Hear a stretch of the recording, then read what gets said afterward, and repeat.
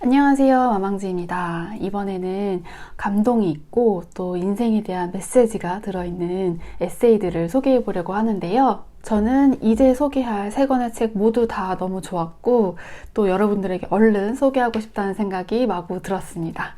그럼 하나씩 얼른 살펴볼게요. 네, 첫 번째 책은 나는 앞으로 몇 번의 보름달을 볼 수 있을까입니다. 이것은 이제 고 류이치 사카모토의 유고집이고요. 또 감사하게도 위즈덤 하우스에서 보내주셔가지고 읽게 되었습니다. 음악가 류이치 사카모토는 2014년에 중인도암을 발견하여 치료했지만 2020년에 직장암 진단을 또 받았다고 해요.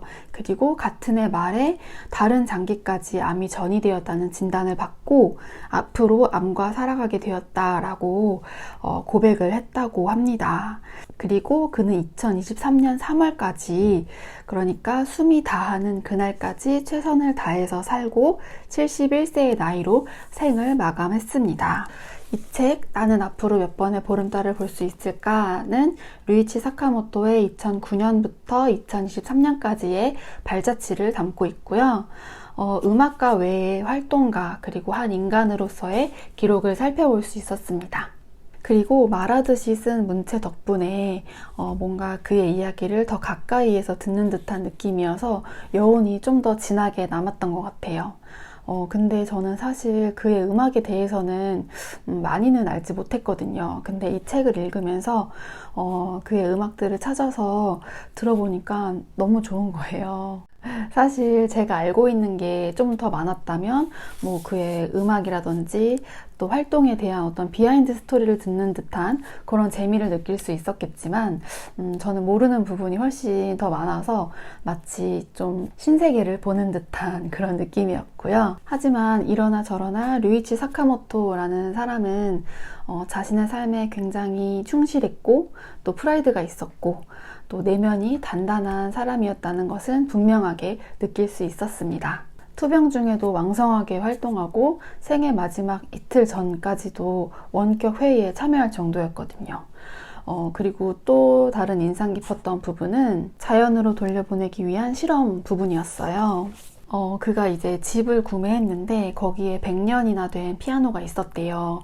근데 그 집은 나중에 다시 팔아버리긴 했지만 그 피아노만큼은 처분하지 않고 자택의 마당에 그냥 피아노를 그저 놔둬보기로 했었다고 합니다.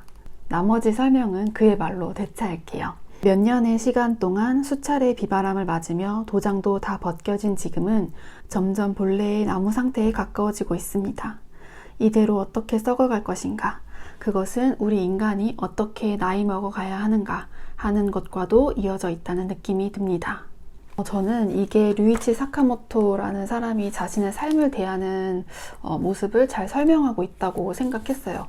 저는 이 책을 처음 읽을 때는 이 사람 진짜 열심히 산다라고 생각을 했었는데 뒤로 갈수록 오히려 너무 충실하게 살아서 그게 더 자연스러운 게 아닌가라는 생각을 했던 것 같아요. 그랬기 때문에 삶에 그렇게 충실했기 때문에 삶의 마지막 순간까지도 평소와 그다지 다르지 않은 모습으로 살지 않았을까.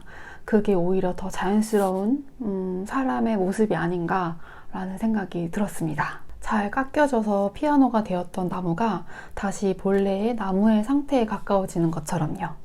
사실 저는 류이치 사카모토의 팬도 아니고 사실 그의 활동에 대해서도 잘은 몰랐지만 일단 그의 유명세를 차치하고서라도 내면이 단단한 사람의 삶의 일부를 들여다본 것만으로도 저는 이 책이 저에게 충분한 가치가 있었다고 생각해요. 뭔가 책을 읽는 도중에 뭐 어떤 파트나 문단이나 문장 이런 지점에서 감동을 받는다기보다 그냥 이 책 전체를 다 읽고 나서 책을 덮었을 때 딱 몰려오는 감동이 있었던 것 같아요. 여러분도 그 감동 한번 느껴보시기를 바라고 또 그의 음악과 함께 이 책을 즐겨보시기를 바라겠습니다. 제가 이 책을 제공받아서 그런 것이 아니라 정말 좋았어가지고 말이 조금 길어졌는데요. 나머지 뒤에 책은 조금 짧게 말하도록 하겠습니다. 네, 그 다음 책은 어둠 속에서 빛나는 것들이라는 책입니다. 예전에 유퀴즈 프로그램에 출연하셨던 월가의 시각장애인 애널리스트 신순규님의 에세이입니다. 이거는 코로나가 한창일 때 나왔던 책인데요. 사실 그때 전 세계가 넘어지고 아프고 그랬지만 그럼에도 불구하고 우리가 무언가 짚고 올라왔다고 생각하거든요. 그것에 대해 이야기하는 책이에요. 그러니까 어둠 속에서 빛나는 33가지 삶의 가치들에서 이야기하는 책입니다. 그 코로나로 되게 혼란했던 그 시기가 불과 2, 3년 전의 이야기인데 왜 이렇게 예전 일처럼 느껴지는지 잘 모르겠어요. 이 책을 읽으면서 맞아, 그땐 그랬지라는 생각을 좀 하게 되었던 것 같아요.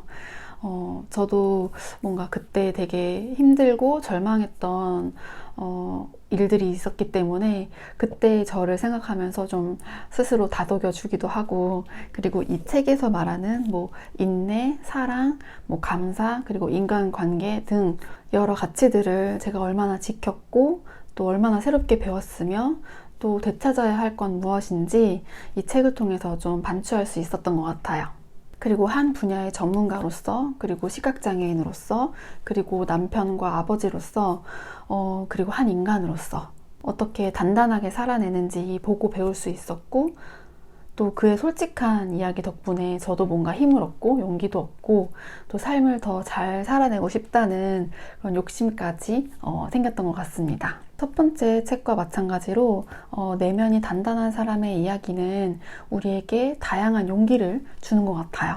그래서 여러분도 이 책을 통해서 힘 받아가시기를 바라겠습니다.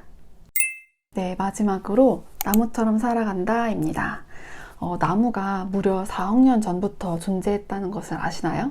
이렇게 오랜 세월 동안 깊은 지혜를 쌓아온 나무들의 이야기가 여기에 담겨 있습니다. 여기에는 은행나무, 마호가니 등 총 59가지의 나무가 등장하고 또 그들만의 생존 방법을 짧은 글로 소개하고 있습니다. 또 이렇게 아름다운 또 그림들이 수록되어 있습니다. 그 중에서 제가 인상 깊었던 거 몇 가지를 소개해 보도록 할게요. 먼저 아프리카 아카시아 나무인데요. 아프리카 아카시아는 친구들을 지키고 보살피는 것의 중요성을 아는 나무라고 해요. 왜냐면 이제 동물들이 나무에 달린 이제 간식을 먹으려고 하면 이때 나무가 에틸렌 가스를 분출하여서 이웃 나무들에게 신호를 보내준대요. 그럼 이 신호를 받은 나무들은 탄닌을 방출해서 동물의 위험으로부터 자신들을 지킬 수 있는 거죠. 나무들도 이렇게 어울려 사는데 나도 좀 더 사람들과 잘 어울리면서 서로를 지키고 보듬어주면서 살아야겠다라는 생각을 또 하게 되었고요. 또 반면에 서어나무 같은 경우에는 뭐 특별히 높이 자라지도 않고 화려한 꽃을 피우지도 않고 달콤한 과일을 맺지도 않는다고 해요. 그러니까 다른 존재들을 만족시키기 위함이 아닌 자기 자신으로 잘 성장하는 존재인 거죠. 주변에 피해나 눈치를 주지 않고 겸손하게 오로지 나답게 살아내는 서어나무의 지혜도 필요하다고 생각했습니다. 이 책을 통해서 흔들리며 버티며 살아가는 나무의 지혜를 만나보시기를 바라겠습니다. 이렇게 3권의 에세이를 소개해 봤는데요. 저는 이 셋 다 너무 좋았어요. 뭔가 천천히 아껴 읽고 싶다라는 생각과 또 빨리 읽어서 여러분들에게 빨리 소개해 드리고 싶다라는 생각이 공존했던 것 같아요. 네, 결국에는 후자를 선택했습니다. 제가 느꼈던 감동을 여러분들에게도 나누고 싶다는 마음이 더 컸던 것 같아요. 삶이 지치고 힘들 때, 그리고 책에 기대고 싶을 때 이번에 소개한 이 3권의 책들을 읽어보시기를 바라고, 또 이 책들이 여러분의 삶의 위로와 용기가 되기를 바라겠습니다. 그럼 오늘 영상은 또 여기서 마치도록 하고요. 네, 여러분 영상 시청해주셔서 감사하고 영상이 좋으셨다면 좋아요와 구독, 댓글까지 부탁드리겠습니다. 그럼 다음 영상에서 또 만나볼게요. 안녕!